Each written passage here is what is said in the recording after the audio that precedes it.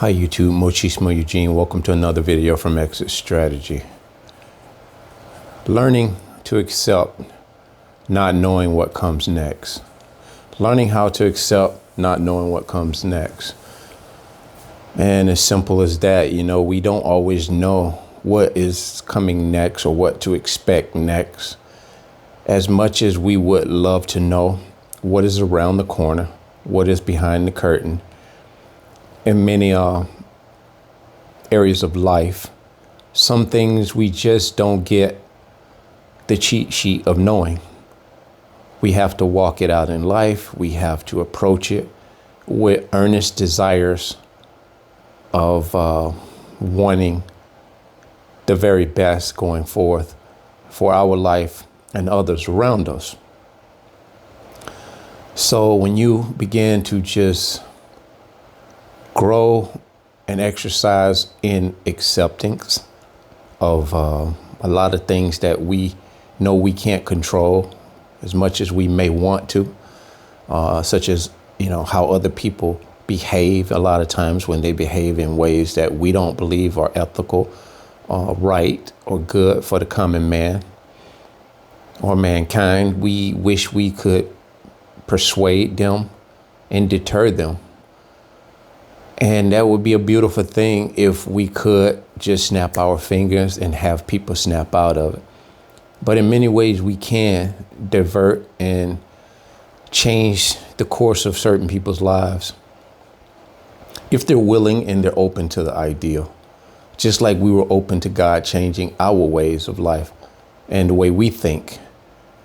We sure as hell began to look at our life in a whole new way when the narcissist came into our life in an attempt to destroy it. It gave us a new perspective on life itself and life in the sense of other people and how we perceive them and observe them. As much as we want to see the good in people we meet and come across, we cannot deny that some people are very much hell-bent on evil. But we grow still in the acceptance of what's to come because we approach life, empaths specifically and chosen ones. We approach life with an expectancy of better things ahead. In light of all the things that we know we're going to struggle with and we're going to run into it by way of dark energy, dark demonic forces in this world, we are very optimistic. We're more than optimistic. We are convinced. We are steadfastly, just believing in God to do what only He can do because He has powers that you and I could never imagine. He has powers to deliver. He has powers to change the course of our world. As I've said before, pandemic cannot always be looked at as a blessing for a lot of people because there were a lot of losses. There were a lot of health issues. There were a lot of things that changed the course of our world. I believe God allows certain things to happen because it actually shows man where we don't have the control that we think we do. We do have free will, and it's important that we use it. And a big part of that free will is acceptance. Accepting those things that we know are out of our control.